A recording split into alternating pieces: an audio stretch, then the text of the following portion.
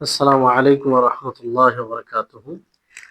إن الحمد لله نحمده ونستعينه ونستغفر ونعوذ بالله من شرور أنفسنا وسيئات أعمالنا. من يهده الله فلا مضل له ومن يضلله فلا هادي له، وأشهد أن لا إله إلا الله وحده لا شريك له، وأشهد أن محمدا عبده ورسوله. أما بعد، رب اشرح لي صدري ويسر لي أمري واحلل عقدة من لساني يفقهوا قولي. رب زدني علما رب زدني علما। সম্মানিত আজকের এই ক্লাসে উপস্থিত সুপ্রিয় ভাই সকল ও সম্মানিতা বোন, আমরা সর্বপ্রথমে সেই মহান আল্লাহ তাবারক ওয়া তাআলার কৃতজ্ঞতা প্রকাশ করব, যিনি আমাদের সকলকে সুস্থ অবস্থায় শেখুল ইসলাম ইবনে তাইমিয়া রাহিমাহুল্লাহ যে অন্যতম বই আল আকিদাতুল ওয়াসিতিয়া তার এই 43তম ক্লাসে উপস্থিত হওয়ার তৌফিক দিয়েছেন, যেটা আল্লাহ তাবারক ওয়া তাআলার অশেষ দয়া, তার কৃপা। তারপরে আমাদের সকলের প্রাণপ্রিয় নবী করিম মুহাম্মদ মুস্তাফা সাল্লাল্লাহু আলাইহি ওয়াসাল্লাম, ওনার উপর অসংখ্য শান্তি ধারা বর্ষিত হোক। আল্লাহুম্মা সাল্লি আলাইহি আল্লাহুম্মা বারিক আলাইহি। সম্মানিত উপস্থিতিগণ, আজকের পর্বে যে বিষয়ে আমরা পড়ব জানব সেটা হচ্ছে যে কদরের প্রতি ঈমান। কদরের প্রতি ঈমান, এক্ষেত্রে লেখক রাহিমাহুল্লাহ তিনি বলেন ওয়া তুমিনুল ফিরকাতুন নাজিয়া আহলুস সুন্নাতি ওয়াল জামাআতি বিল কদরি খাইরিহি ওয়া শাররিহি, যে নাজাত প্রাপ্ত দল তথা আহলুস সুন্নাহ ওয়াল জামাআ তারা কদরের প্রতি ঈমান রাখে। কদরের ভালো মন্দ উভয় প্রতি তারা ঈমান রাখে। তো নাজাত প্রাপ্ত দল বলতে আল্লাহ তাআলা নবী সাল্লাল্লাহু আলাইহি সাল্লামের পথে যারা চলে ও সাহাবায়ে কেরামদের পদ্ধতি অনুযায়ী কোরআন হাদিসকে বুঝে এবং সেই অনুযায়ী আমল করে, তারাই হচ্ছে নাজাত প্রাপ্ত দল। আর তাদেরকে আহলুস সুন্নাহ ওয়াল জামাআ বলা হয়। তো আহলুস সুন্নাহ ওয়াল জামাআতের এটা আকীদা যে তারা ঈমান রাখে ভালো মন্দ ভাগ্যের প্রতি। তো কদর কাকে বলে? কদর বলা হয় অভিধানে যে তাকদীর, পরিমাপ করা, নির্ধারণ করা। যেমন আল্লাহ তাআলা বলে ইন্না কুল্লা শাইইন খালাকনাহু বিকদর, যে আমি প্রত্যেকটা জিনিসকে পরিমাপ করে সৃষ্টি করেছি, নির্ধারিত করে সৃষ্টি করেছি। আল্লাহ তাআলা অন্য আয়াতে বলেন সূরা মুরসালাতের 23 নম্বর আয়াতে, পূর্বের আয়াতটি হচ্ছে সূরা কমারের 49 নম্বর আয়াত। আর এই আয়াতে আল্লাহ তাআলা বলেন ফাকাদারনা ফানি'মাল কাদিরুন, যে আমি পরিমাপ করেছি আর খুব সুন্দরভাবে পরিমাপ যিনি করেছেন তার ব্যাপারে। তো এখানেও ওই বিষয়ে বলা হয়েছে, পরিমাপ করা, নির্ধারণ করা। আর একটি শব্দ আছে যে কাজা। কাজা কাকে বলে? অভিধানে বলা হয় ফয়সালা করা, হুকুম দেওয়া, কোনো জিনিসের সিদ্ধান্ত নেওয়া, এটাকে কাজা বলা হয়। যেমন আমরা বলি, ওলামাগণ বলেন যে কাজা এবং কাদর, এই দুটি যে শব্দ রয়েছে, এই দুটি শব্দ যখন একত্রিত হবে, এক জায়গায় হবে, তখন দুটির অর্থ ভিন্ন ভিন্ন হবে। যেমন ঈমান ও ইসলামের ব্যাপারে আপনাদেরকে বলা হয়েছিল, অনুরূপভাবে কাজা ও কাদর দুটি শব্দ যদি এক জায়গায় ব্যবহার হয়, এক প্রেক্ষাপটে, তাহলে দুটোর অর্থ ভিন্ন ভিন্ন হবে। আর যদি আলাদাভাবে, পৃথকভাবে এক একটি শব্দ বলা হয়, তাহলে দুটোর অর্থ একই হবে। এই জন্য কায়দা কি? যেমন ইমান ইসলামের ব্যাপারে বলা হয়েছিল যে ইদাজতামাআতা, এখানে কাজা ও কাদরের ব্যাপারে, ইদাজতামাআ ইফতারাকা ওয়া ইদা ইফতারাকা ইজতামাআ। জি, মানে যখন দুটি একসাথে জমা হবে, একসাথে ব্যবহার হবে, ভিন্ন ভিন্ন অর্থ হবে, আর যখন ভিন্ন ভিন্ন ব্যবহার হবে তার একই অর্থ হবে। যেমন বলা হয় যে হাযা কাদারুল্লাহ, যে এটা আল্লাহ তাআলার নির্ধারণ। তো এটা কাজাকে শামিল, যে নির্ধারণ এবং আল্লাহ তাআলার কাজা দুটোই একই, দুটোই এর মধ্যে চলে আসবে। জি, দুটো অর্থই চলে আসবে। আর তাকদীর, এ থেকে তাকদীর বলা হয় যে যেটাকে আল্লাহ তাআলা নির্ধারণ করে চিরন্তন অনন্তকালে, আল্লাহ তাআলা যেটা নির্ধারণ করে দিয়েছেন সেটাকে তাকদীর বলা হয়। আল্লাহ তাআলা মাখলুকের ব্যাপারে যা কিছু সবকিছু নির্ধারণ করে দিয়েছেন সেটাই হচ্ছে তাকদীর। আর কাজা, আল্লাহ তাবারক ওয়া তাআলা মাখলুকের মধ্যে যেটার ফয়সালা করেন, সিদ্ধান্ত নেন, সেটা অস্তিত্বে কোনো জিনিসকে অস্তিত্বে নিয়ে আসার ব্যাপারে হোক, কোনো জিনিস না হওয়ার ব্যাপারে হোক, কোনো জিনিসের পরিবর্তনের ব্যাপারে হোক, এরকম বিষয়কে কাজা বলা হয়। তাহলে তাকদীর ও কাজার মধ্যে পার্থক্য ভালো করে বুঝে নিতে হবে যে তাকদীর যেটা আল্লাহ তাআলা অনন্তকালে চিরন্তন এ নির্ধারণ করে দিয়েছেন, মাখলুকের বিষয়ে নির্ধারণ করে দিয়েছেন। আর কাজা আল্লাহ তাবারক ওয়া তাআলা যার ব্যাপারে ফয়সালা করেন, সিদ্ধান্ত নেন মাখলুকের মধ্যে, সেটা কাউকে অস্তিত্ব নিয়ে আসার ব্যাপারে হোক, কোনো জিনিস না হওয়ার ব্যাপারে হোক, কোনো জিনিসের পরিবর্তনের ব্যাপারে হোক। যদি কেউ বলে যে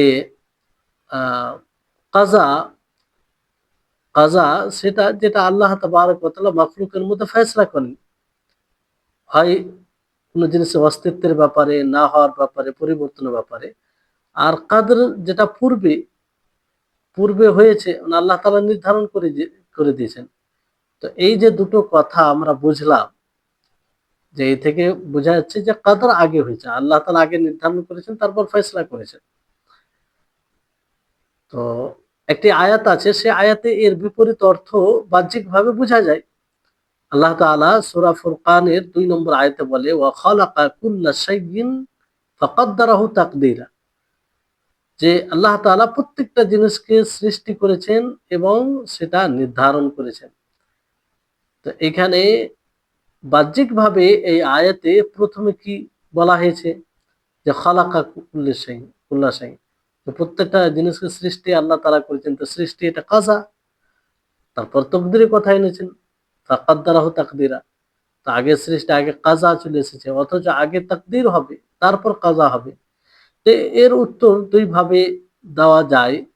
যে একটা হচ্ছে যে এই আয়াতে আসলে মানে শব্দ হিসেবে আহ, আগে দেওয়া হয়েছে, অর্থ হিসেবে নয়। এখানে মাখলুককে প্রাধান্য দেওয়া হয়েছে তাকদীরের উপরে আয়াতের কারণে, আয়াতের সৌন্দর্যের কারণে মানে এটা বলা হয়েছে। যেমন অন্য জায়গায় আপনি দেখবেন অন্য আয়াতে, যে আমরা সকলেই জানি যে মুসা আলাইহিস সালাম হারুন আলাইহিস সালামের চেয়ে উত্তম, উত্তম তিনি কালিমুল্লাহ ছিলেন, তিনি উত্তম। এমনকি মুসা আলাইহিস সালাম উলুল আজমের মধ্যে, আর হারুন আলাইহিস সালাম উলুল আজমের মধ্যে ছিলেন না। অথচ এটা হওয়ার পরেও হারুন আলাইহিস সালামকে আয়াতে সূরা তাহার একটি আয়াতে হারুনের কথা আগে বলেছেন। আল্লাহ তাআলা কি বলেন ফা উলকিয়াস সাহারাতু সুজ্জাদান ক্বালু আমান্না বিরাব্বি হারুন ওয়া মূসা, বিরাব্বি হারুন ওয়া মূসা, আগে হারুন আলাইহিস সালামের কথা তারপর মূসা। তো এটা আয়াতের মানে একটা সৌন্দর্যের কারণে। আসলে এখানে হারুন আলাইহিস সালামকে আগে নিয়ে আসার উদ্দেশ্য এটা নয় যে হারুন আলাইহিস সালাম মূসা আলাইহিস সালামের চেয়ে উত্তম। জি, অথবা এটা বলা যায় যে এখানে তাকদীর যেটা, মানে যে আয়াতে আগে সৃষ্টির কথা আল্লাহ তাআলা বলেছেন, তারপর তাকদীরের কথা বলেছেন। তো তাকদীর এখানে তাসবিয়া, বরাবর, মানে ভালো করা, আ বরাবর করা, এই অর্থে ব্যবহার হয়েছে। যেমন আল্লাহ তাআলা অন্য আয়াতে বলেন আল্লাযী খালাকা ফাসাওয়া, যে যিনি সৃষ্টি করেছেন এবং বরাবর করেছেন। এখানে খালাকার পরে ফাসাওয়া এসেছে। তাই অর্থ হবে। আর এটা প্রথম অর্থের চেয়ে বেশি নিকটবর্তী মনে হচ্ছে, কারণ আয়াত অনুযায়ী আল্লাযী খালাকা ফাসাওয়া, এই আয়াতের মানে এই আয়াত অনুযায়ী তার অর্থ হচ্ছে। তো যাই হোক, কদরের প্রতি ঈমান নিয়ে আসা এটা জরুরি, ওয়াজিব। কারণ কদরের প্রতি ঈমান, এটা ঈমানের যে ৬টি রুকুন আছে, ঈমানের যে ৬টি স্তম্ভ আছে, তার মধ্যে একটি রুকুন। যেমন নবী সাল্লাল্লাহু আলাইহি সাল্লাম তিনি জিবরিলকে কি বলেন, যখন তিনি জিজ্ঞাসা করেন জিবরিল আলাইহিস সালাম নবীকে, মাল ঈমান, ঈমান কি? তখন আল্লাহর নবী কি বলেছেন, আন তুমিনা বিল্লাহি ওয়া মালাইকাতিহি ওয়া কুতুবিহি ওয়া রুসুলিহি ওয়াল ইয়াউমিল আখির ওয়া তুমিনা বিল কদরি খাইরিহি ওয়া শাররিহি। যে ঈমান হলো আল্লাহর উপরে ঈমান নিয়ে আসা, তার ফেরেশতাগণের প্রতি ঈমান নিয়ে আসা, তার কিতাবসমূহের প্রতি ঈমান নিয়ে আসা, তার রাসূলগণের প্রতি ঈমান নিয়ে আসা, ইয়াউমে আখিরাত শেষ দিবসের প্রতি ঈমান নিয়ে আসা, এবং ভালো মন্দ ভাগ্যের প্রতি ঈমান নিয়ে আসা। তো এখানে ঈমানের ৬টি মধ্যে এটি একটি মানে রুকুন, যে ভালো মন্দ তাকদীরের প্রতি ঈমান নিয়ে আসা। তো এর উপরে যদি ঈমান নিয়ে আসা যায়, তাহলে লাভ কি? উপকার কি? এর উপরে যদি ঈমান নিয়ে আসা যায়, তাহলে লাভ কি? প্রথম লাভ হচ্ছে যে, যদি তকদিরের প্রতি ঈমান নিয়ে আসা যায়, তাহলে ঈমান পরিপূর্ণ হবে। কারণ এর উপরে ঈমান নিয়ে আসা ছাড়া ঈমান পরিপূর্ণ হতে পারে না। ঈমান অসম্পূর্ণ থেকে যাবে। ঈমান পূর্ণ পরিপূরক বিষয় এটা। এজন্য ঈমানে যে ৬টি রুকুন আছে, স্তম্ভ আছে, প্রত্যেকটির উপরে ঈমান নিয়ে আসা জরুরি। কোন একটি বিষয়ে যদি কেউ ঈমান না নিয়ে আসে আর বাকিগুলোর উপরে ঈমান নিয়ে আসে, তাহলে তার ঈমান যথেষ্ট নয়। বরং ৬টি বিষয়ের উপরে সদা সর্বদা ঈমান রাখতে হবে। কোন একটি বিষয় যদি ছুটে যায় আর বাকি বিষয়ের উপর ঈমান থাকে, দৃঢ় ঈমান থাকে, তো মানে ঈমান পরিপূর্ণ হবে না। আর এই ৬টি বিষয় এমন একটি বিষয় দেখেন যে একে অপরের সাথে লিঙ্ক আছে। আপনি যদি আল্লাহর প্রতি ঈমান রাখেন, তাহলে স্বাভাবিকভাবে তার ফেরেশতাগণের প্রতি ঈমান নিয়ে আসবেন। তার ফেরেশতাগণের প্রতি যদি ঈমান নিয়ে আসেন, তাহলে স্বাভাবিকভাবে আপনি কিতাবসমূহের প্রতি ঈমান নিয়ে আসবেন। তার কিতাবসমূহের প্রতি যদি ঈমান রাখেন আপনি, তাহলে স্বাভাবিকভাবে আপনি রাসূলগণের প্রতি ঈমান নিয়ে আসেন। কারণ সেই কিতাবেই রাসূলের কথা বলা হয়েছে।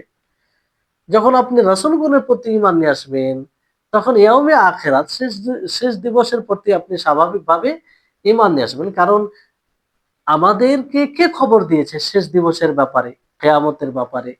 আল্লাহর নবী মুহাম্মদ সাল্লাল্লাহু আলাইহি ওয়াসাল্লাম, রাসূলগণ খবর দিয়েছেন, এই ব্যাপারে অবগত করেছেন। তো তাদের উপরে ঈমান যদি আমরা এনে থাকি, তাহলে তাদের কথার উপরে ঈমান নিয়ে আসা এটা জরুরি। তো এটার উপরে যদি ঈমান নিয়ে আসি, তাহলে তাকদীরের বিষয়টি তার উপরে ঈমান নিয়ে আসতে হবে। জি, যে আমি আখিরাতে এটা হবে, ওইটা হবে। তো সেই যে জিনার মাধ্যমে যিনি সিদ্ধান্ত নিবেন, সেই তাকদীর বলতে আল্লাহ তাআলা কে, মানে তাকদীর নির্ধারণ কে করেছে? আল্লাহ তাআলা। তো একটার পরে একটা লিঙ্ক রয়েছে। তো প্রথম যেটা লাভ হচ্ছে যে ঈমান পরিপূর্ণ হবে, ঈমান পরিপূর্ণ হবে। দ্বিতীয় যেটা লাভ, যে তাওহীদের রুবুবিয়তের উপরে পুরোপুরি ঈমানের এটা একটা বিষয়। যদি কেউ তকদিরের প্রতি ঈমান না নিয়ে আসে, তাহলে সে তাওহীদ ও রুবুবিয়তকে পুরোপুরি মানতে সক্ষম নয়। এটা সম্ভবই নয়। তাওহীদ রুবুবিয়তকে, আল্লাহ তাআলাকে তার কর্মে একক বলে জানা, তার কর্মে এক বলে জানা, এটা তাওহীদে রুবুবিয়তের রুবুবিয়ত, এটাই হচ্ছে তাওহীদ রুবুবিয়ত। আর এটাকে পুরোপুরি মানতে হলে আপনাকে ভালো মন্দ ভাগ্যের প্রতি ঈমান নিয়ে আসতে হবে। কারণ আল্লাহ তাবারক ওয়া তাআলা তিনি নির্ধারণ করেছেন আমলকে, সবকিছুকে, দুনিয়াতে যা কিছু ঘটেছে, ঘটছে আর ঘটবে, সবকিছু আল্লাহ তাআলা নির্ধারণ করেছেন। ফলে তাওহীদ রুবুবিয়তের উপরে পুরোপুরি ঈমান আনতে হলে তাকদীরের প্রতি ঈমান নিয়ে আসতে হবে। তাকদীরের প্রতি ঈমান নিয়ে আসতে গেলে তাওহীদের রুবুবিয়তের উপরে পুরোপুরি ঈমান আনা হবে। তৃতীয় যেটা লাভ, সেটা হচ্ছে যে তকদিরের প্রতি যারা ঈমান আনবে, ঈমান রাখবে, তারা নিজের সমস্ত বিষয়কে আল্লাহ তাবারক ওয়া তাআলার দিকে মানে আল্লাহ তাবারক ওয়া তাআলার দিকে ফিরাবে। কারণ সে জানবে যে প্রত্যেকটা জিনিস দুনিয়াতে যা কিছু ঘটছে, সেটা আমার জীবনে হোক, অন্য কারো জীবনে হোক, অন্য বিষয়ে হোক, যেকোনো বিষয়ে যাই কিছু ঘটুক না কেন, সেটি সেটি আল্লাহ তাবারক ওয়া তাআলার কাযা ও কদর। আল্লাহ তাআলা তিনি নির্ধারণ করেছেন এবং তিনি সিদ্ধান্ত, তিনি ফয়সালা করেছেন। ফলে সেটা হচ্ছে, মানে তিনি তিনার ইচ্ছা, আহ, তিনি ইচ্ছা রয়েছে। তো এই জন্য কোনো ক্ষতিকে, কোনো অপকারকে দূর করার ক্ষেত্র আল্লাহ তাআলার দিকে সে ফিরে যায়, এবং কোনো লাভ উপার্জনের ক্ষেত্রেও এটা আল্লাহ তাআলার দিকে ফিরে যায়। কারণ সে মনে করে যে ক্ষতি এবং ক্ষতি দূর করতে দূর কে করতে পারবে? আল্লাহ তাআলা। আল্লাহ তাআলা যদি ইচ্ছা না থাকে, পৃথিবীর কোনো শক্তি সেই ক্ষতিকে দূর করতে পারবে না। যদি আল্লাহ তাআলার সেই ক্ষতি করার ইচ্ছা থাকে, কিংবা আল্লাহ তাআলার ইচ্ছা থাকে। আর কোনো লাভও উপার্জন করতে পারবে না যতক্ষণ পর্যন্ত আল্লাহ তাবারক ওয়া তাআলার মানে ইচ্ছা এটা না হবে। আহ, ইচ্ছা না হলে কেউ উপকারও করতে পারবে না। আর তকদিরের প্রতি যে ঈমান আনবে, সে জানবে যে যা কিছু হচ্ছে ভালো যদি হয়, তাহলে সে মনে করবে আল্লাহ তাআলার এটা ফজল, এটা অনুগ্রহ। আর যদি মন্দ কিছু ঘটে, তাহলে বলবে যে এটা আল্লাহ তাআলা নির্ধারণ করেছেন। এই হচ্ছে বিষয়। সমস্ত বিষয় আল্লাহর দিকে ফিরাবে, মানে আহ মানে সব বিষয় আল্লাহ তাআলার সাথে তার সম্পর্ক থাকবে। চতুর্থ বিষয় হচ্ছে যে মানুষ যারা তকদিরের প্রতি ঈমান আনবে, তারা নিজের নাফসের মানে কতটা মানে সে রয়েছে, কতটা তার শক্তি রয়েছে, তার নিজের ব্যক্তিত্ব কিংবা নিজের মর্যাদা সে বুঝতে পারবে। ফলে সে কারো উপরে ফখর করবে না, অহংকার করবে না। যখন সে কোনো ভালো কাজ করে ফেলবে, কোনো এইরকম কাজ করবে আশ্চর্যজনক, কিংবা খুব ভালো কাজ করবে, তখন সে অহংকার করবে না। কারণ সে জানবে যে এটা আল্লাহ তাবারক ওয়া তাআলার, তিনি তিনি নির্ধারণ করেছেন। তিনি যদি নির্ধারণ না করতেন, তিনি যদি ইচ্ছা না করতেন, তো আমার দ্বারা এটা সম্ভব ছিল না। এটা সে জানতে পারবে। সে ফলে সে অহংকার করবে না। অহংকার কে করে? যে ভুলে যায়, যে ভুলে যায় যে এটা কার পক্ষ থেকে, কার দয়ায় করেছি। আল্লাহ তাআলার দয়া না হলে এটা আমি করতে সক্ষম সক্ষম হতাম না। আল্লাহ তাআলার দয়া না হলে আমি এটা করতে পারতাম না। এটা যে ভুলে যায়, তখন সে অহংকারী হয়ে যায়। হ্যাঁ, আহ, এই হচ্ছে বিষয়। তারপরে ৫ নম্বর যেটা লাভ হচ্ছে আহ তকদিরের প্রতি ঈমান নেওয়ার সাথে, যে বান্দার উপরে সমস্ত মুসিবত হালকা মনে হবে, কঠিন মনে হবে না, হালকা মনে হবে। কারণ প্রতিটি তকদিরের প্রতি বিশ্বাস স্থাপনকারী যে ঈমান নিয়ে আসবে, সে জানবে যে এটা আল্লাহ তাআলার পক্ষ থেকে, এটা আল্লাহ তাআলার পক্ষ থেকে। তখন তার উপরে সেই মুসিবতটা হালকা মনে হবে, বিপদটা হালকা মনে হবে যে আল্লাহ তাআলার পক্ষ থেকে করলে তো সে আল্লাহ আমার মুসিবতকে দূর করবে। কোনো মানুষ কারণ মানে কোনো মানুষ, যে আল্লাহ তাআলার ইচ্ছা না হলে কেউ আমার ক্ষতি করতে পারবে না। তো মুসিবতটা হালকা মনে হবে। আল্লাহ তাআলা বলেন, ওয়ামাই ইউমিন বিল্লাহি ইয়াহদি কলবাহু, যে ব্যক্তি আল্লাহর উপরে ঈমান নিয়ে আসবে, আমি তার মানে যে ব্যক্তি আল্লাহর উপরে ঈমান নিয়ে আসবে, তার হেদায়েত, তার হৃদয় হেদায়েত পাবে, মানে সঠিক রাস্তায় মানে যাবে আর কি। আলকামা রাহিমাহুল্লাহ তিনি বলেন যে হুয়া, মানে সেই ব্যক্তি, যে ব্যক্তি মুসিবতের সম্মুখীন হয়েছে, সে জানবে এটা আল্লাহ তাআলার পক্ষ থেকে। ফলে সে সন্তুষ্ট থাকবে এবং সেটাকে মেনে নিবে। আর এতে শান্তি রয়েছে, এতে শান্তি রয়েছে। ৬ নম্বর যেটা লাভ, উপকারিতা, যে একজন তকদিরের উপরে বিশ্বাস স্থাপনকারী, ঈমান যে নিয়ে আসবে, মুমিন তকদিরের প্রতি, সে সমস্ত নিয়ামতের নিসবত কার দিকে করবে? যে দাতা, যে দিয়েছে, অর্থাৎ আল্লাহ তাআলা। সে মনে করবে এটা আল্লাহ তাআলার রহম না হলে, দয়া না হলে আমরা পেতাম না। জি। আর এটা এটা তখনই সম্ভব যখন সে এর উপরে ঈমান নিয়ে আসবে। এজন্য যখনই কোন নিয়ামত পাবে ওই ধরনের ব্যক্তি তখন আল্লাহর দিকে নিসবত করবে। জি।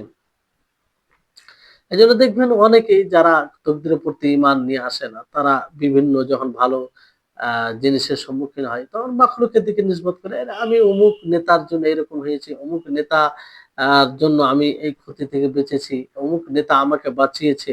এই ধরনের কথা বলে। আ কারণ তারা তকদিরের প্রতি সঠিকভাবে বিশ্বাস স্থাপনকারী নয়। তো সঠিক হচ্ছে যে মানুষ মানুষের উপরে এটা জরুরি হবে যে সে মানুষের শুকরিয়া আদায় করবে। আ মানুষের শুকরিয়া আদায় করবে অবশ্যই। যে নবী সাল্লাল্লাহু আলাইহি ওয়াসাল্লাম কি বলেন? "মান সানাআ ইলাইকুম মা'রুফান ফাকাফিউহু, মান সানাআ ইলাইকুম মা'রুফান ফাকাফিউহু।" যদি যে ব্যক্তি তোমার সাথে কোনো ভালো কাজ করবে, ভালো ব্যবহার করবে, ফাকাফিউহু, তো তার সাথে ভালো ব্যবহার করো। কিন্তু জানবে যে আসল প্রত্যেকটা জিনিসের আসল মূল কি? এটা হচ্ছে আল্লাহ তাবারাক ওয়া তাআলার ফাজল। আল্লাহ তাআলার ফাজল যেটা মানুষের হাতে হবে। ৭ নম্বর হচ্ছে যে মানুষ তা দ্বারা আল্লাহ তাআলার হিকমতকে জানবে, উদ্দেশ্যকে জানবে। আল্লাহ তাআলার হিকমত জানবে। কারণ যখন সে এই দুনিয়াতে দেখবে যে কি হচ্ছে, কি ঘটছে, পরিবর্তন একরকম নয়, স্থির নয়। প্রতিদিন সূর্য উঠে, সূর্য অস্তমিত হয়, চন্দ্র দেখা দেয়, নক্ষত্র আবার দেখা দেয়, আবার অদৃশ্য হয়ে যায়। কোনদিন আবহাওয়া খুব সুন্দর, কোনদিন হাওয়া খুব গতিতে চলে, কোনদিন কম। এই যে পরিবর্তন, এগুলো দেখে যে তকদিরের প্রতি বিশ্বাস রাখবে, সে আল্লাহ তাআলার হিকমাকে বুঝতে পারবে। হিকমাকে অনুধাবন করবে যে অ্যা মানে অবশ্যই এর পিছনে আল্লাহ তাআলার কোনো হিকমত রয়েছে। আল্লাহ তাবারাক ওয়া তাআলার কোনো উদ্দেশ্য রয়েছে। সে এই কথা বলবে না যে তকদিরের প্রতি বিশ্বাস রাখবে, ঈমান রাখবে। জি। কিন্তু যে ঈমান রাখবে না তাকে সে এগুলো বুঝতে পারবে না। এসব লাভ থেকে লাভ মানে সে বুঝতে পারবে না। এবার আসুন যে খায়রিহি ওয়া শাররিহি, যে তার ভালো-মন্দ ভাগ্যের প্রতি ঈমান নিয়ে আসতে হবে। ভালো-মন্দ, খাইর ওয়া শার। শার কাকে বলা হয়? তকদিরে যে শার মন্দ, তকদিরে মন্দ সেটাকেই বলা হয় যেটা মানুষের নেচার স্বভাব অনুযায়ী হয় না। স্বভাব অনুযায়ী হয় না। মানে তা দ্বারা মানুষের কষ্ট হয়, মানুষের ক্ষতি হয়। মানুষের ক্ষতি হয়। যেমন অ্যাক্সিডেন্ট হয়ে যাওয়া, ক্ষতি হয়। যেমন কেউ কাউকে আঘাত করে দিচ্ছে, ক্ষতি হয়ে যাওয়া। কাউকে হত্যা করে দিচ্ছে, ক্ষতি হয়ে যাওয়া। তো এটা হচ্ছে শার, তকদিরের শার।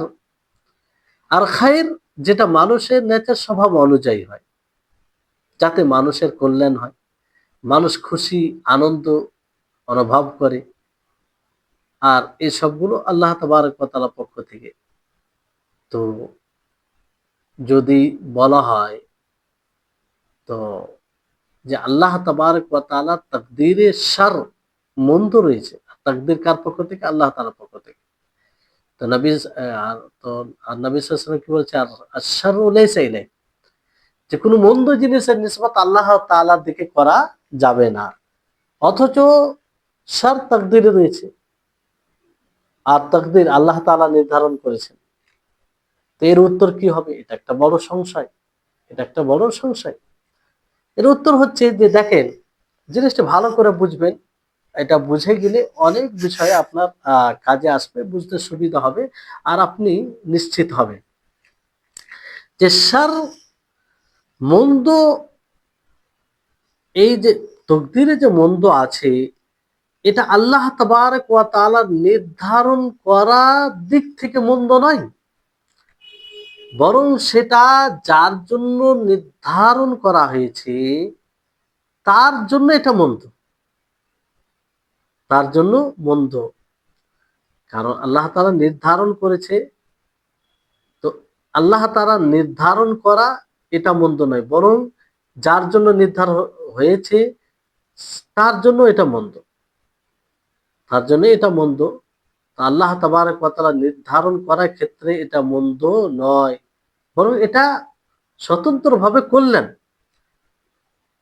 যদিও মানুষের মানে স্বভাব অনুযায়ী না হয়, মানুষের দ্বারা কষ্ট পায়, মুসিবতের সম্মুখীন হয়, তো এটা মন্দ কখন হবে?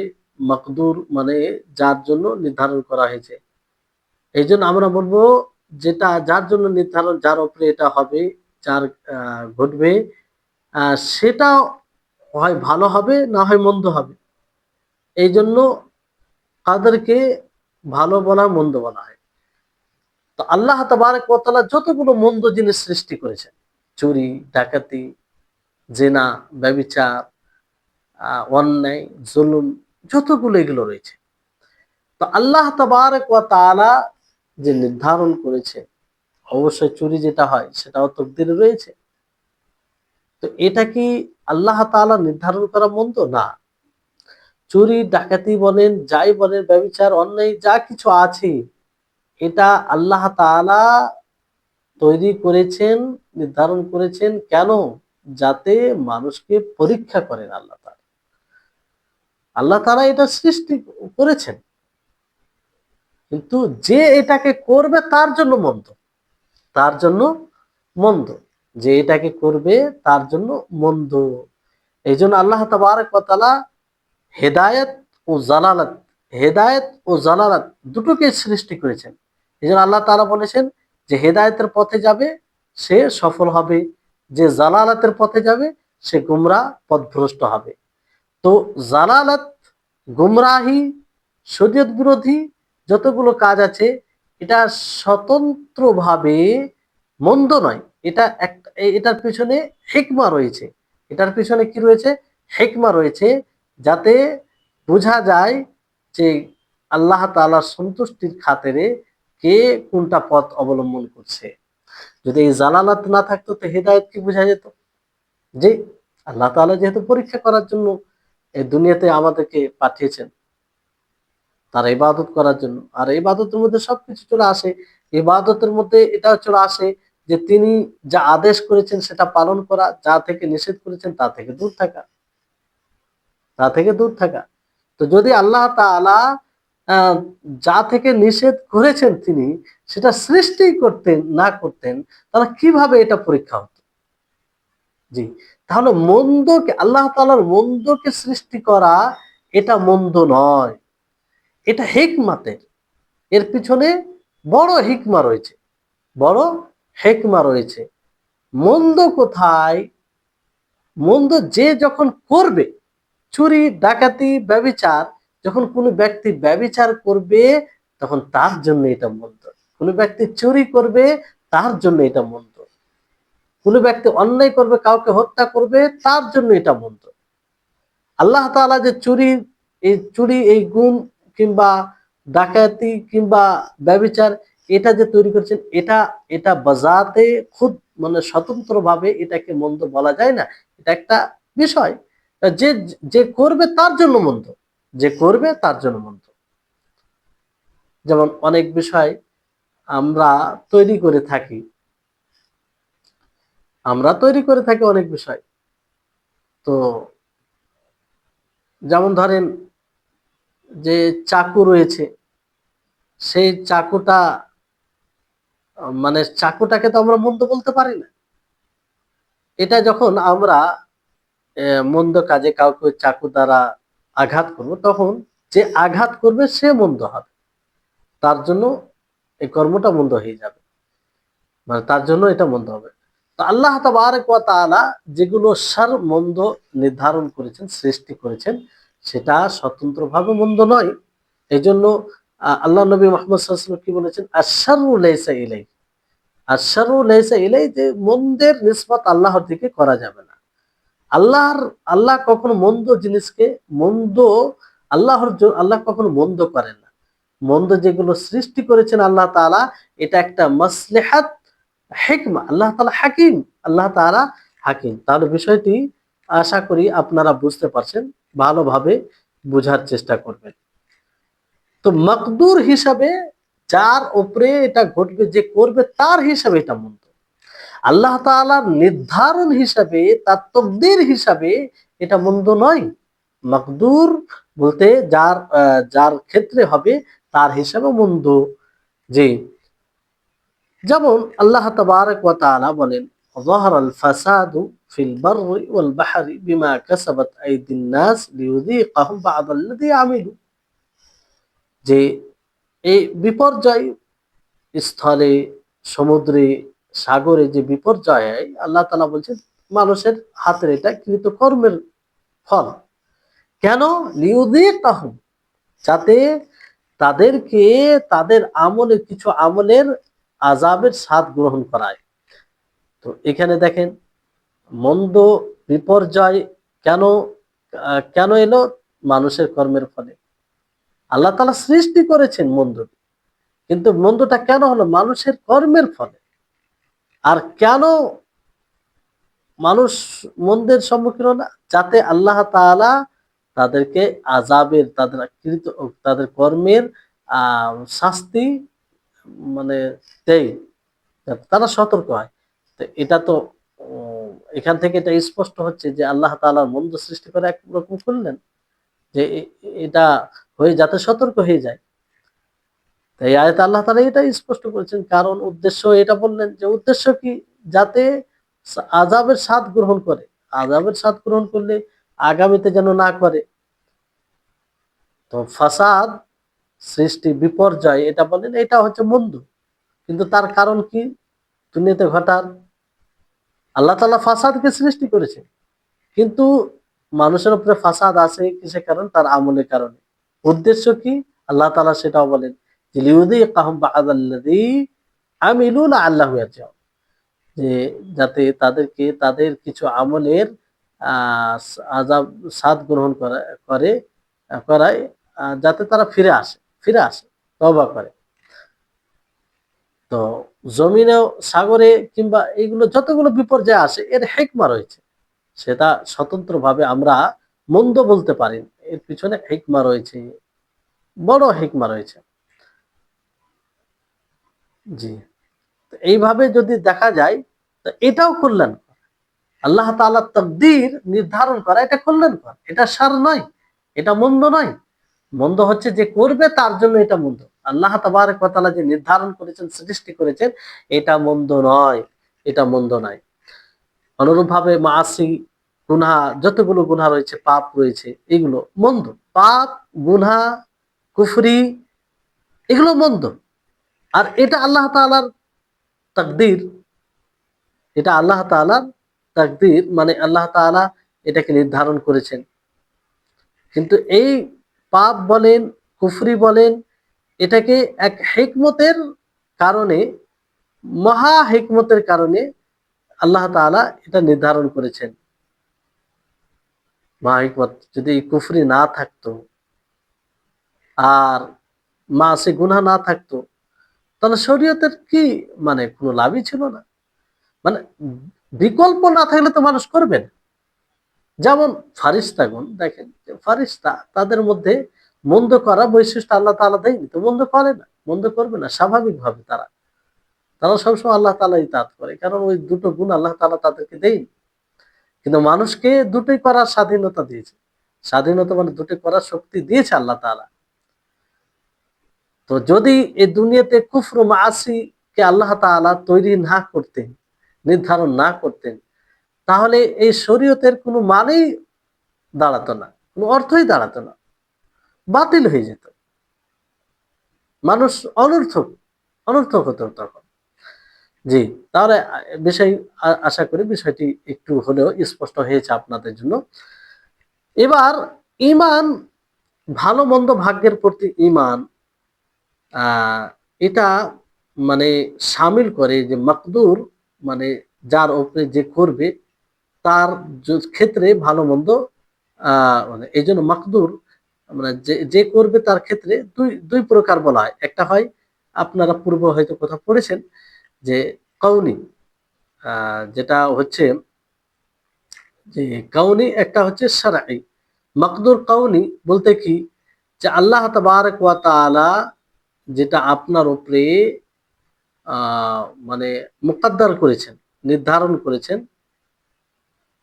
অপছন্দনীয় সেটা নির্ধারণ করেছে, সেটা ঘটবেই, সেটা ঘটবে। কাউনি যেটা অপছন্দনীয় নির্ধার করেছেন আল্লাহ তাআলা, সেটা ঘটবেই। আপনি তাতে সন্তুষ্ট হন আর আপনি অস্বীকার করেন, এটা ঘটবে।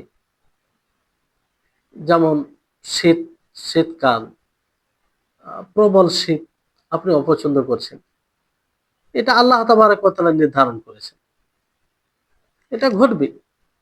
এতে আপনার ইচ্ছা থাকে না, আপনার কোনো থাকে না, আপনি সন্তুষ্ট হন আর নাই হন। আর একটা হচ্ছে মকদুর শারঈ, যে মানুষ ওই শারঈ যেটা নির্ধারণ করেছেন আল্লাহ তাআলা, এটা মানুষ করতে কখনো করে, আবার কখনো করে না। তো মানে বিষয়টি হচ্ছে যে এতে বিস্তারিত রয়েছে। যদি যদি সেটা আল্লাহর ইতাআতে হয়, আল্লাহর ইতাআতের জন্য হয়, তাহলে তার প্রতি সন্তুষ্ট হওয়া জরুরি। আর যদি মাসিয়াত হয়, গুনাহ হয়, তাহলে সেটার প্রতি সেটার প্রতি অসন্তুষ্ট হওয়া, অপছন্দ করা, আ এটাও জরুরি হয়। জি।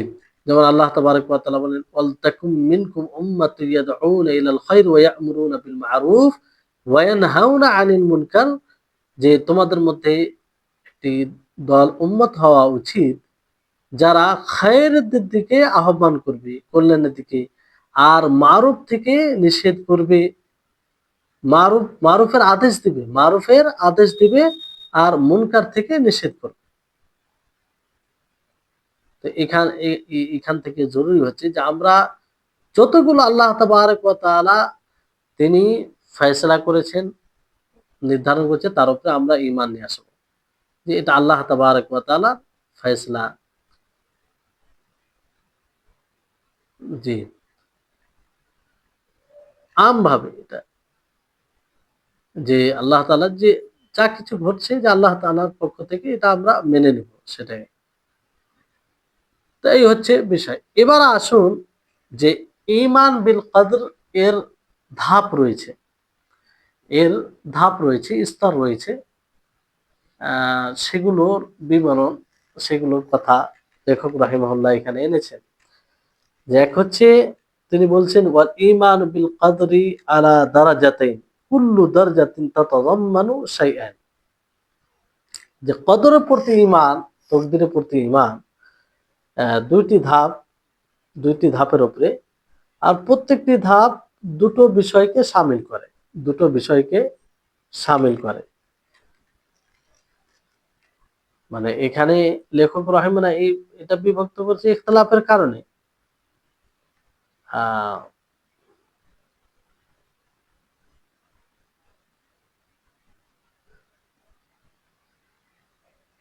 তো এই হচ্ছে মানে বিষয়টি হচ্ছে যে কদরের যেটা বিষয়, এটা মানে একটু কঠিন বিষয়। মানুষ এটাকে বুঝতে একটু মানে বেশি ব্রেন লাগাতো, মানে বুঝতে হবে। আল্লাহর উপরে মানে এক কথায় যেটা হাদিস এসেছে তার উপরে ঈমান নিয়ে আসতে হবে। আহ সাহাবায়ে কেরাম তার উপরে ঈমান এনেছিলেন, তাদের কোনো সংশয় তাদেরকে প্রভাবিত করেনি। আল্লাহ নবী যেভাবে বলেছেন তারা তার উপরে ঈমান এনেছে, ওইভাবে আমাদেরকে ঈমান নিয়ে আসতে হবে। কিন্তু এর স্তর সমূহ, দুটি যে স্তর বলা হলো, প্রথম স্তর হচ্ছে কদরের প্রতি ঈমানের। আহ লেখক রাহিমাহুল্লাহ বলেন, ফাদ্দারাজাতুল উলা, প্রথম স্তর, আল ঈমানু বিআন্নাল্লাহ তাআলা আলিমা আহ মা মা- মাল খালকু আমিলুনা বিইলমিহিল কাদিম আল্লাযী হুয়া মাওসুফুন বিহি আযালান। এই কথার প্রতি ঈমান যে আল্লাহ তাআলা জানেন মাখলুক কি আমল করবে, তার ওই চিরন্তন ইলম দ্বারা, যেটাতে তিনি গুণান্বিত। তো আল্লাহ তাআলা সবকিছু, আল্লাহ তাআলা জানেন যে তার বান্দা, তার মাখলুক কি করবে, তার বান্দা, তার মাখলুক কি করবে, এটা আল্লাহ তাআলা জানেন। এই কথার উপরে ঈমান, এটা প্রথম স্টেপ। মানে স্তর বলতে পারেন, যে আল্লাহ তাআলা জানেন যে মাখলুক কি করবে। লেখক রাহিমাহুল্লাহ এখানে এটা বলে না যে আল্লাহ তাআলা জানেন যে মানুষ কি করবে, আহ, কারণ এখানে কোনো ইখতিলাফ নেই, বরং তিনি ইখতিলাফ এই বিষয়টি এখানে নিয়ে এসেছেন। কারণ মানুষের মধ্যে ইখতিলাফ আছে যে আল্লাহ তাআলা জানেন মাখলুক কি করবে, এটা কখন জানেন? তিনি কি পূর্বে থেকে জানেন, না কাজ যখন মাখলুক করে নিবে তারপরে জানতে পারেন? এই ব্যাপারে ইখতিলাফ রয়েছে, এই ব্যাপারে ইখতিলাফ রয়েছে। ফলে তিনি ইখতিলাফি বিষয়টি নিয়ে এসে এখানে ক্লিয়ার করতে চাইছে যে এই ব্যাপারে কি ধারণা হওয়া চাই। আল্লাহ তাআলা কি মাখলুকের আমল সম্পর্কে অবগত পূর্বে হন না, মানে হওয়ার পরে হয় এটা বিষয়, না আল্লাহ তাআলা পূর্ব থেকেই জানেন?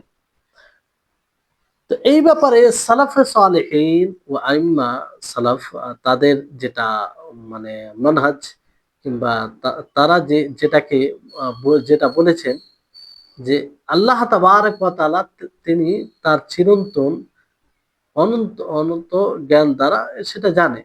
কাদিম এখানে বলা হয় যে যার কোনো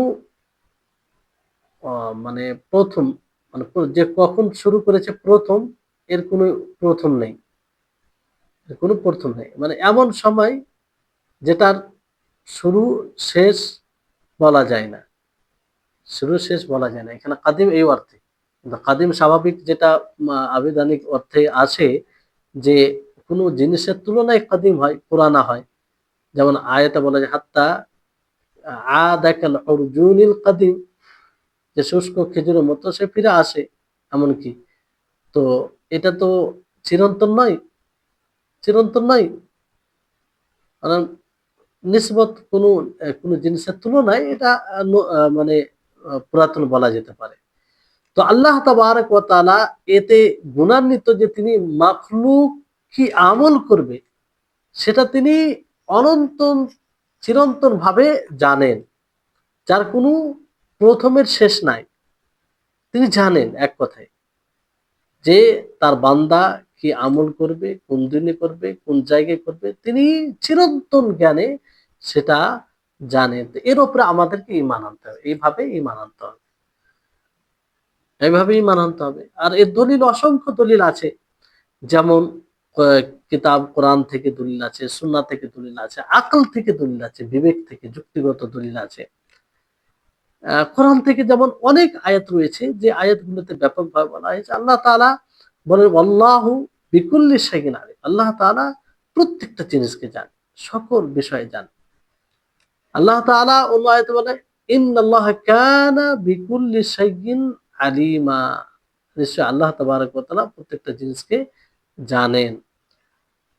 তারপরে আল্লাহ তাআলা বলেন রব্বানা ওয়াসিআত কুল্লা শাইইন রাহমাতাও ওয়া ইলমা, যে হে আমাদের প্রতিপালক প্রত্যেকটা জিনিসকে রহমত ও ইলমে আহ রব্বানা ওয়াসিআতা, তিনি মানে আল্লাহ তাবারক ওয়া তাআলা প্রত্যেকটা জিনিসকে পরিবেষ্টন করে আছে। তো যাই হোক, এইভাবে অনেকগুলো আয়াত রয়েছে যে আয়াতগুলো দ্বারা বোঝা যায় যে আল্লাহ তাবারক ওয়া তাআলা তিনি সবকিছু জানেন, সবকিছু জানেন। সুন্নাতে সুন্নাতে কি দলিল রয়েছে? নবী করিম মুহাম্মদ সাল্লাল্লাহু আলাইহি ওয়াসাল্লাম তিনি বলেন যে ইন্নাল্লাহা কাতাবা মাকাদিরাল খালাইক ক্বাবলা আন ইয়াখলুকাস সামাওয়াতি ওয়াল আরদ বি50 আলফ সানা, যে আল্লাহ তাবারক ওয়া তাআলা মাখলুকের তাকদীরকে নির্ধারণ করেছেন আসমান ও জমিন এর সৃষ্টির 50,000 বছর পূর্বে। আল্লাহ! তো মানুষ তারপর বলা হয়েছে যে মা আসাবাল ইনসান লাম ইয়াকুন লিয়াখতু, মানে মানুষ যেটা সঠিক করে আহ, মানে এটা নয় যে সে মানে সঠিক হওয়ারই ছিল ওটা, আর যেটা ভুল করে ফেলে এমন নয় যে ভুল হতো না, এরকম বিষয় নয়, ভুল হওয়ার ছিল। তারপর বলা হয়েছে আন্নাল আকলাম কাদ জাফাত ওয়া তুবিয়াত আস-সুহুফ, যে কলম শুকিয়ে গেছে, কলম শুকিয়ে গেছে এবং সাহিফা রেজিস্টার নথিভুক্ত এগুলো বন্ধ করে দেওয়া হয়েছে।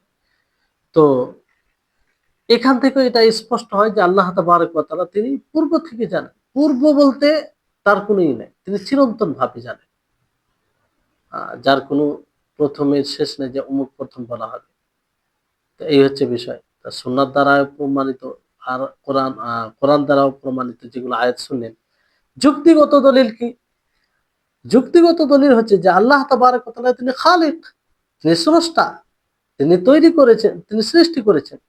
আর আল্লাহ তাআলা যেহেতু খালিক, তিনি স্রষ্টা, আল্লাহ ব্যতীত যা কিছু আছে সবগুলো মাখলুক, সৃষ্টি।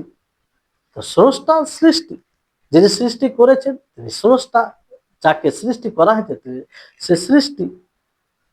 তো স্বাভাবিকভাবে যুক্তিগতভাবে এটা আহ, মানে আমাদের ব্রেন বিবেক সমর্থন করে বিবেক এটাই বলে যে খালিক সৃষ্টির ব্যাপারে জানবে না, আল্লাহ তাআলা যেটা সৃষ্টি করেছেন তার সম্পর্কে জানবে না, যে সে কি করবে, এটা কি করে হতে পারে যে আল্লাহ তাআলা স্রষ্টা অথচ মাখলুক কি করবে এটা আল্লাহ তাআলা জানে না? এটা কোনোদিন হয়? এটা কোনোদিন হয় না। আমরা মানুষ কোনো জিনিস তৈরি করতে গেলে মানুষের ক্ষেত্রে আমরা বলি যে সে যেটা তৈরি করেছে তার যেটা ক্রিয়েট সেটার সম্পর্কে অবশ্যই জানে যে সে কখন কি করবে, আহ, তার কাজ কি, তার দায়িত্ব কি, এবং সে কতটা করতে পারে সে বলতে পারে।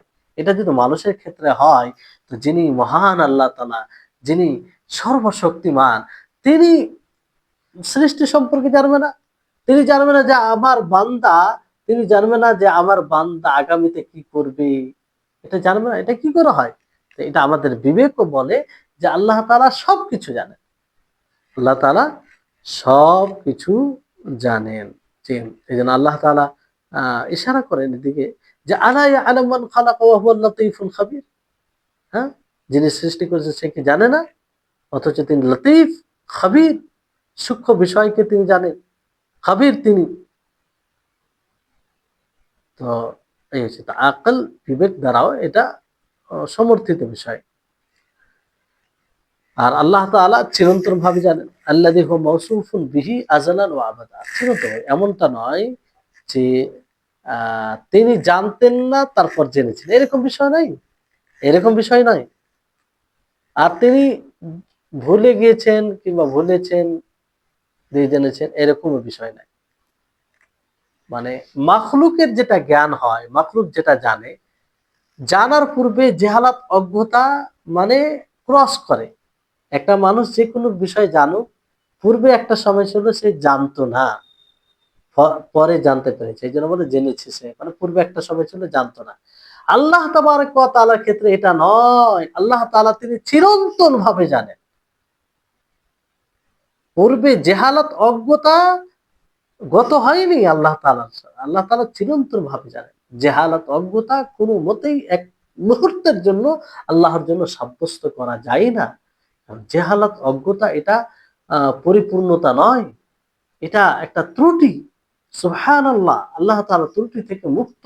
আমরা বারবার ঘোষণা করি আল্লাহ তাআলা সর্বপ্রকারের ত্রুটি থেকে মুক্ত এবং পরিপূরক যতগুলো গুণ আছে তা তাতে তিনি আহ, তা- পরিপূর্ণ এবং তার জন্য প্রমাণিত। জি। তো আল্লাহর ক্ষেত্রে এইভাবে আমরা বলতে পারি না যে আল্লাহ তাআলা জানতেন, মানে জেনেছেন তার পূর্বে হয়তো জানতেন না, আল্লাহ তাআলা চিরন্তন ভাবে জানেন। জি। যেমন আল্লাহ তাবারক ওয়া তাআলা মুসা আলাইহিস সালাম যেমন বলেন ফেরাউনকে যে ইলমুহা ইনদা রব্বি, তার জ্ঞান আমার রবের কাছে, ফি কিতাব, এমন কিতাবে, লা ইয়াদিল্লু রব্বি ওয়া লা ইয়ানসা। যিনি আমার রব তিনি মানে দিশেহারা হন না, ভুলে যান না। তিনি বলেছেন স্পষ্ট, তিনি কোনোদিন ভুলেন না, তিনি কোনোদিন ভুলেন না। মাখলুকের জ্ঞানের মতো নয়, মাখলুক কোন সময় জানে, একটা সময় ছিল জানতো না, মাখলুক আবার জেনে ভুলে যায়, আহ, কিংবা ভুলে যাওয়ার পরে জানে তখন বলে জ্ঞানী। এরকম আল্লাহর ক্ষেত্রে নয়, আল্লাহ তাআলা তিনি জানেন তো জানেন, চিরন্তন অনন্ত ভাবে তিনি জানেন।